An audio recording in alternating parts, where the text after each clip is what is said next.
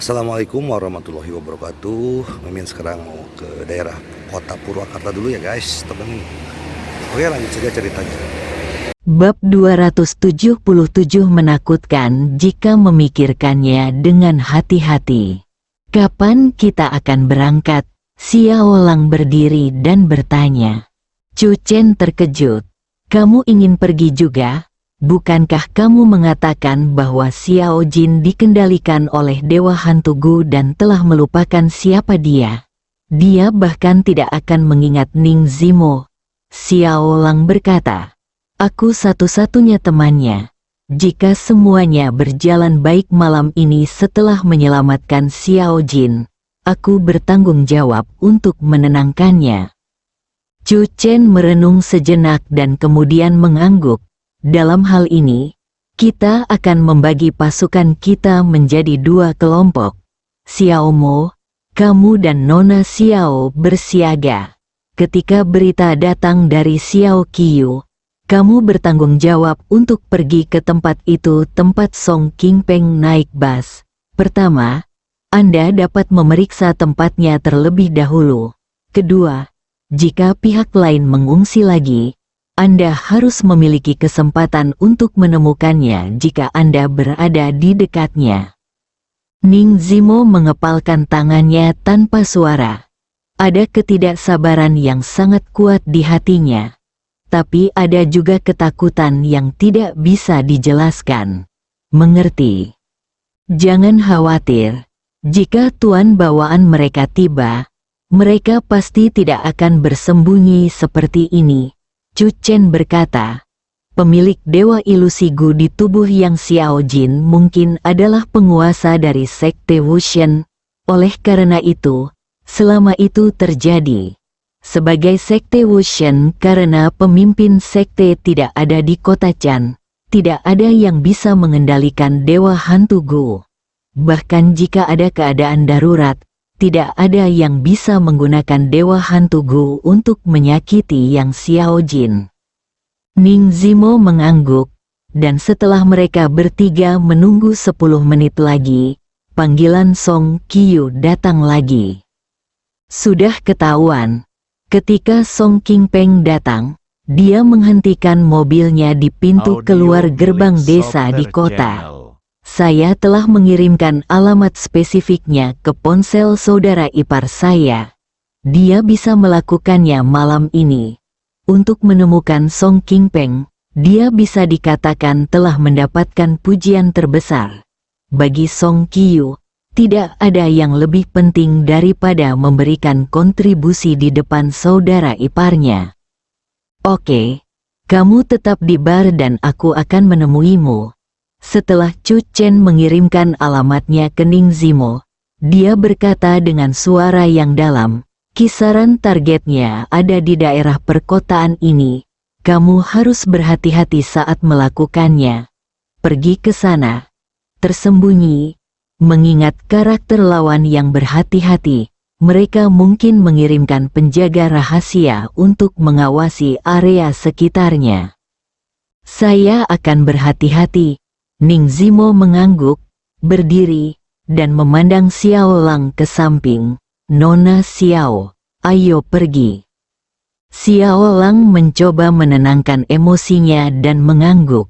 Tenang di malam hari, di rumah pribadi berlantai 5.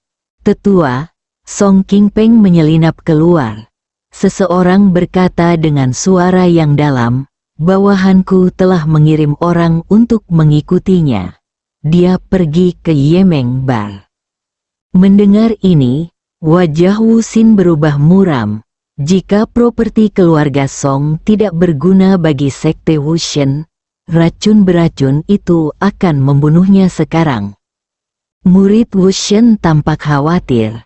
Akankah Song Qingpeng mengungkap keberadaan kita? Mata Wu Xin berkedip dan dia berkata perlahan, Chu Chen mungkin tidak tahu bahwa Song Qingpeng kembali ke Canceng bersama kita. Namun, karena dia sudah tahu bahwa Sekte Wushen berada di balik masalah ini, dia mungkin memiliki tebakan ini. Jika Song Qingpeng ditemukan oleh rakyatnya saat ini, Chu Chen pasti akan terus mengawasinya, terlepas dari apakah Chu Chen menemukannya atau tidak. Kita harus bersiap. Tetua, apa yang akan kamu lakukan? Apakah kita akan pindah lagi? Tidak perlu. Wu Xin menggelengkan kepalanya dan melambaikan tangannya dan berkata, Song Qingpeng, seorang playboy, jarang mendapat kesempatan untuk keluar dan jalan-jalan, jadi biarkan dia keluar.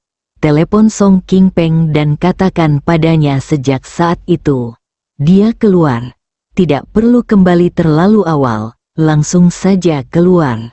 Keluarlah untuk malam ini dan kembali lagi besok. Pria itu merenung sejenak, dan matanya langsung berbinar. Yang lebih tua bijaksana. Ini tidak hanya memuaskan Song Qingpeng, tetapi juga memungkinkan keluarga Song Qingpeng melakukan yang terbaik untuk Sekte Wushen dan menyita properti keluarga Song di masa depan.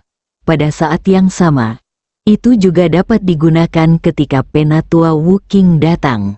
Pada saat itu, dia menggunakan Song Qingpeng untuk menarik Chu Chen, membunuh dua burung dengan satu batu. Senyuman muncul di wajah Wu Xin. Mari kita putuskan.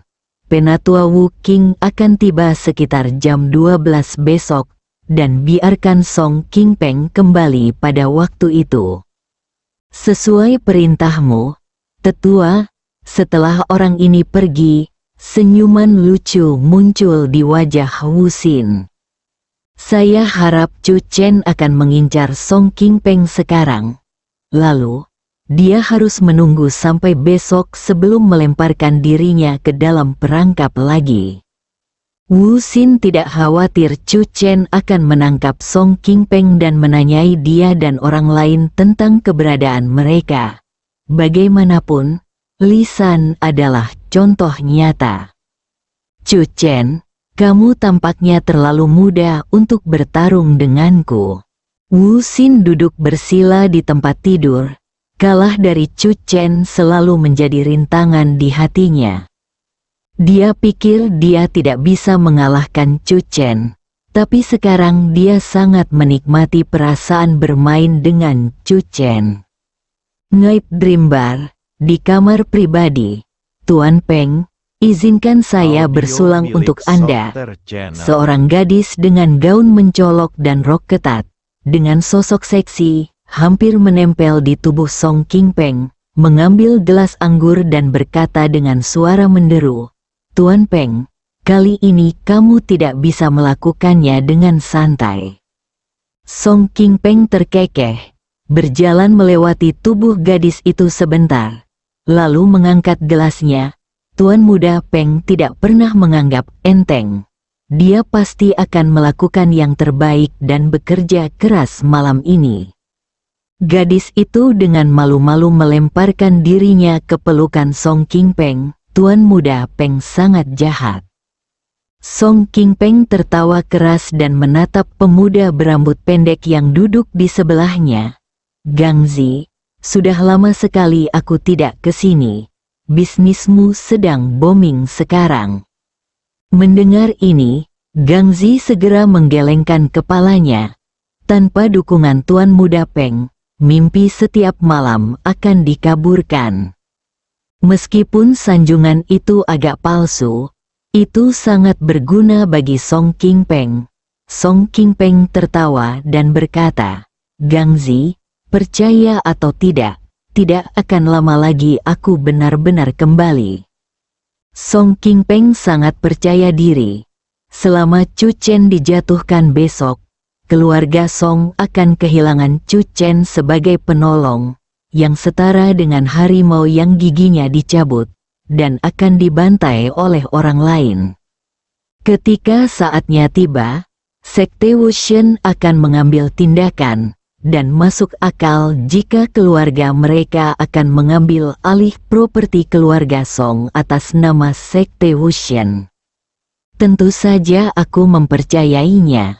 Gangzi tersenyum datar. Orang seperti apa Tuan Peng itu? Dia berubah menjadi naga saat menghadapi badai. tamu paling terhormat di Yemeng akan selalu menjadi Tuan Peng. 91. Kamu harus melakukannya. Layani saya dengan baik malam ini, Tuan Peng. Suatu kehormatan bagi Anda untuk dimanjakan oleh Tuan Peng. Apakah Anda mengerti? Gadis itu mengangguk menawan sambil memegang bahu Song King Peng. Yang paling aku suka adalah pria tampan dan tampan seperti Tuan Peng. Mata gadis itu bersinar ketika dia melihat Song King Peng. Tanpa alasan lain, ketika Song King Peng baru saja membuka pintu dan masuk, dia memasukkan uang tunai 10.000 yuan ke tubuhnya. Sponsor seperti itu harus dilayani dengan baik. Saat ini, ponsel Song King Peng berdering. Song King Peng mengeluarkannya dan melihatnya, ekspresinya sedikit berubah. Ketika Gangzi melihat ini, dia segera berdiri dan berkata, "Saya tidak akan mengganggu Tuan Peng bermain lagi. Saya akan datang menemui Tuan Peng untuk minum nanti." Setelah Gangzi pergi, Song King Peng juga masuk ke kamar mandi, menjawab telepon, berusaha menjaga nada suaranya tetap tenang, dan berkata dengan hati-hati, "Kakak senior Zhang. Saudara muda Song, kamu sangat tidak baik. Kamu benar-benar berlari keluar untuk bermain sendiri." Begitu suara saudara senior Zhang turun, ekspresi Song King Peng tiba-tiba berubah, dan dia berkata dengan cepat, "Saudara senior Zhang, saya akan keluar untuk segera bertemu teman. Kembali saja, beri aku 20 menit, tidak, 10 menit, dan aku akan kembali." Saudara muda Song, jangan panik. Penatua Wu tidak mengatakan dia tidak akan membiarkanmu keluar untuk bermain. Kakak senior Zhang berkata dengan pelan, "Putramu sangat populer di kalangan Penatua Wu. Bukan saja Penatua Wu tidak menyalahkanmu, dia juga secara khusus memintaku untuk memberitahumu bahwa kamu harus bersenang-senang di luar dan jangan terburu-buru kembali. Yang terbaik adalah bermalam dan tidur sampai kamu bangun secara alami besok kembali perlahan." Benarkah? Song King Peng tiba-tiba bersemangat dan sangat bersemangat, dan hatinya benar-benar lega. "Terima kasih banyak, Penatua. Kamu bersenang-senang, aku mati." Song King Peng keluar dari kamar mandi dan melirik ke arah nomor 91, yang sedang duduk di sofa dengan postur yang mempesona. Matanya bersinar dan dia berjalan sambil tersenyum. "Ini malam yang panjang dan aku tidak ingin tidur. Ayo, kita minum lagi." 1 jam berlalu, Song King Peng memeluk gadis itu dan meninggalkan kotak. Di lantai atas Yemeng Bar ada Hotel Yemeng, dan Song King Peng sudah memesan kamar. Setelah rewel sepanjang perjalanan kembali ke kamar, mengubah awan dan hujan. 10 menit kemudian, Song King Peng duduk di samping tempat tidur, menyalakan rokok, dan mengepulkan asapnya. Gadis itu memeluk bahu Song King Peng dan berkata, "Tuan muda Peng, kamu luar biasa. Hei, kungfumu juga cukup bagus." Song King Peng berkata sambil tersenyum, "Malam ini masih sangat panjang. Kita bisa meluangkan waktu dan bermain." Setelah Song King Peng merokok, dia merasa pikirannya jauh lebih jernih. Dia memikirkan panggilan yang dibuat oleh kakak senior Zhang kepadanya, dan tidak bisa menahan tawa pada dirinya sendiri. Tentu saja, perlakuan antar orang sangat berbeda. Lisi itu aku lari dan terbunuh oleh racun beracun.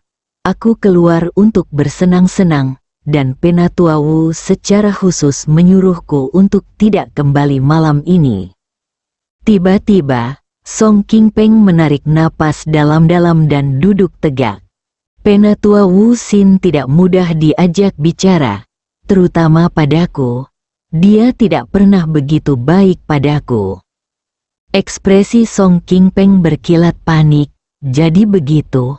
Song Qingpeng berpikir dengan hati-hati dan merasa ngeri. Apa yang dikatakan Penatua Wu Xin sungguh ironis. Dia berkata jangan kembali malam ini. Tetapi secara tidak sadar, lebih baik kamu tidak pernah kembali. Seluruh tubuh Song Qingpeng dipenuhi kegembiraan.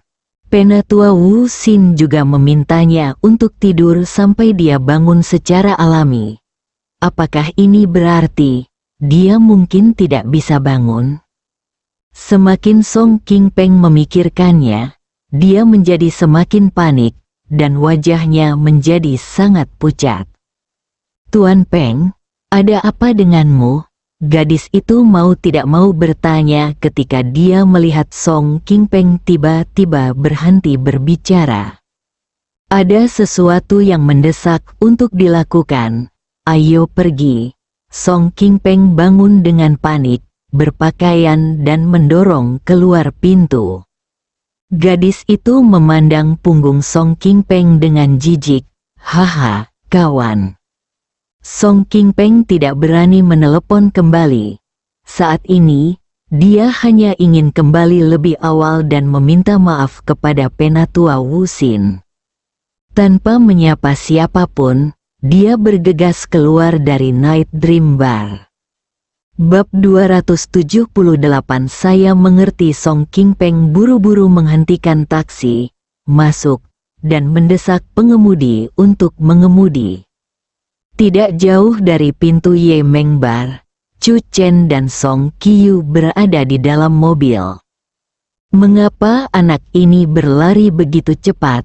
Apakah terjadi sesuatu? Song Qiu menatap mobil yang ditumpangi Song Qingpeng, lalu menyalakan mobil dan mengikutinya perlahan. Chu Chen menelepon Ning Zimo dan segera berkata, tidak ada yang terjadi dengan Xiao Mo. Chu Chen tentu saja tidak menyangka Song Qingpeng menambahkan drama ke dalam situasinya.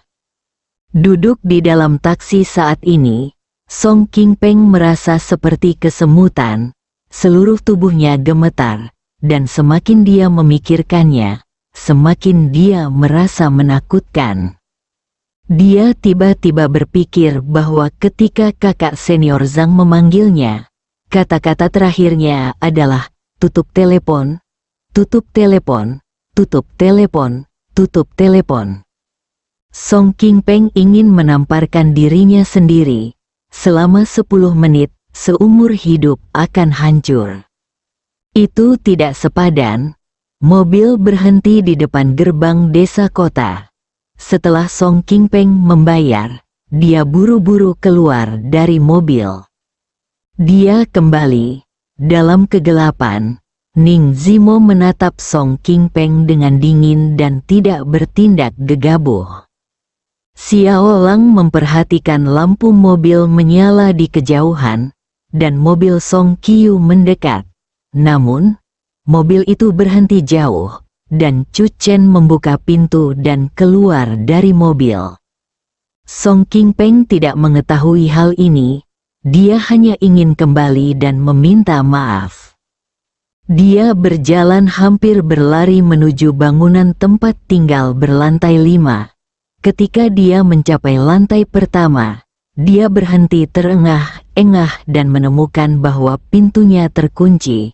Song Qingpeng berpikir sejenak, mengeluarkan ponselnya dan menelepon. Anakmu bangun di tengah malam? Mengapa kamu meneleponku? Kakak senior Zhang masih sedikit kesal terhadap Song Qingpeng.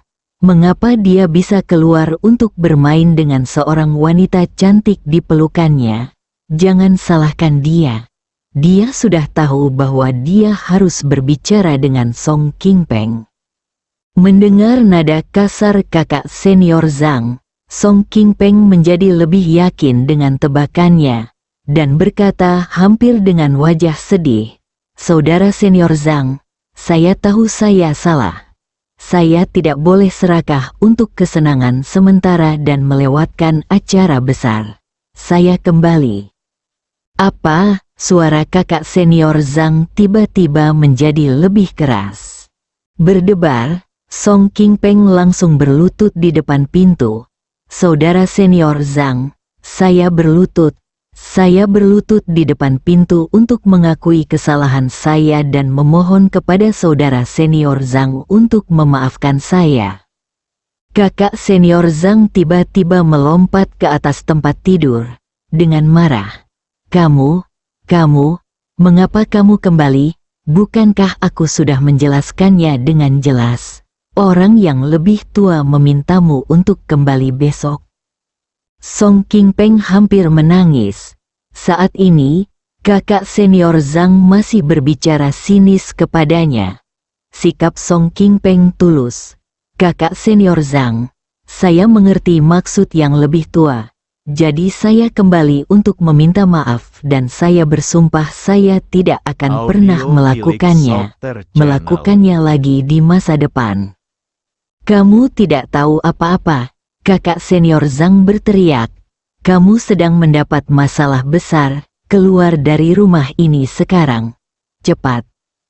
Song Qingpeng gemetar. Benar saja, dia telah salah memahami maksud tetua itu. Dan sekarang tetua itu marah. Tetapi jika saya pergi, saya khawatir racun beracun itu akan menyerang jantung saya pada detik berikutnya. Song Qingpeng berlutut dengan tegas dan berkata dengan keras, Tetua, saya tahu saya salah, tolong hukum saya. Kakak senior Zhang tercengang, siapa orang ini? Tidak bisakah kamu memahami kata-kata orang? Kakak senior Zhang berhenti berbicara omong kosong kepada Song Qingpeng, segera membuka pintu dan mengetuk pintu kamar Wu Xin. Nama belakang kakak senior Zhang adalah Zhang Xi. Masuk, Wu Xin menatap Zhang Xi dengan nada tidak puas. Apakah ada yang salah? Wu Xin sedang dalam suasana hati yang baik malam ini dan sedang berlatih saat ini. Tepat ketika dia memiliki beberapa wawasan, dia diganggu oleh Zhang Xi yang menerobos masuk. Perasaan ini seperti ketika seorang gadis tiba-tiba berkata, "Ibuku sudah kembali," ketika keadaan akan berubah menjadi terbalik. Wu Xin memandang Zhang Xi dengan wajah tidak senang. Zhang Xi tampak panik. Tetua, Song Qingpeng itu telah kembali. Apakah ini fajar? Wu Xin tertegun sejenak, lalu sadar kembali dan menatap Zhang Xi. Apa katamu? Zhang Xi berkata dengan wajah sedih. Dia kembali dan turun. Dia masih berlutut dan berkata bahwa dia akan menanggung duri untuk meminta maaf. Dia berkata bahwa dia sangat menyadari kesalahannya dan memohon pengampunan dari para tetua. Wu Xin hampir meledak amarahnya. Ekspresinya berubah, dan dia berharap dia bisa segera mengaktifkan racun beracun itu sehingga Song Qingpeng tidak akan pernah berdiri lagi. Lihatlah sekeliling untuk melihat apakah ada yang mengikuti Song Qingpeng, dan suruh dia segera masuk. Wu Xin berteriak dengan marah. Meskipun dia ingin membunuh Song Qingpeng, rasionalitasnya menyuruhnya untuk membiarkan Song Qingpeng masuk terlebih dahulu. Saya harap tidak ada yang mengikutinya ke sini. Jika tidak, saya akan membunuhnya. Pintu di lantai pertama bangunan tempat tinggal berlantai 5 terbuka. Song Qingpeng mengangkat kepalanya. Ekspresinya menunjukkan keterkejutan.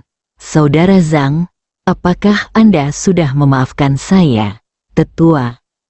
Pada saat ini, Song Qingpeng memuji kecerdasannya. Untungnya, dia memasuki masa bijak, dan ketika pikirannya menjadi jernih, dia memikirkan apa yang sebenarnya dimaksud oleh penatua Wu Xin. Masuklah, Zhang Xireng berteriak dengan dingin. Setelah Song Qingpeng merangkak masuk, Zhang Xi keluar dari pintu, melihat sekeliling, lalu melangkah mundur. Lantai 2. Tetua, saya telah memberitahu saudara-saudara terdekat untuk memperhatikan apakah ada orang yang mendekat ke sini.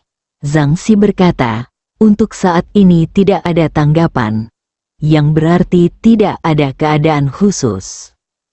Wu Xin mengangguk dengan murung dan memandang Song Qingpeng. Song Qingpeng segera mengerti dan berlutut di tanah. Saya salah. Tangan Wu Xin gemetar karena marah, dan dia mengangkat tangannya dan menamparkan Song Qingpeng dengan keras. Song Qingpeng jatuh ke tanah, dengan darah tumpah dari sudut mulutnya. Namun, Song Qingpeng lebih bahagia saat ini kejahatan tidak bisa dihindari. Tamparan ini sangat berharga. Mulai sekarang, kamu tinggal bersama orang-orang tua ini, Wu Xin berkata dengan dingin, dan langsung melemparkan belati ke Song Qingpeng dan berkata, jika sesuatu yang tidak terduga terjadi, kamu akan bertanggung jawab untuk menyandera orang-orang tua ini. Song Qingpeng tertegun dan mengangguk secara refleks. Wu Xin berdiri, berbalik dan naik ke pintu salah satu kamar di lantai 3. Dia mendengarkan sebentar, tetapi tidak ada gerakan, lalu berbalik dan berjalan kembali ke kamar. Zhang Xi menunggu beberapa saat di lantai 2, tetapi tidak bisa menunggu gerakan apapun. Akhirnya, dia menatap tajam ke arah Song Qingpeng. Kamu hampir mendapat masalah besar malam ini, mengerti? Song Qingpeng buru-buru mengangguk. Saya tahu, saya mengerti. Terima kasih kakak senior Zhang telah menelepon untuk mengingatkan saya. Saya pasti akan membalas kebaikan kakak senior Zhang di masa depan. Zhang Xi merasa dia dan Song Qingpeng tidak berasal dari pesawat yang sama. Dia tidak tahu apa yang dipikirkan Song Qingpeng. Itu saja. Zhang Xi berbalik dan kembali ke kamarnya untuk tidur. Larut malam.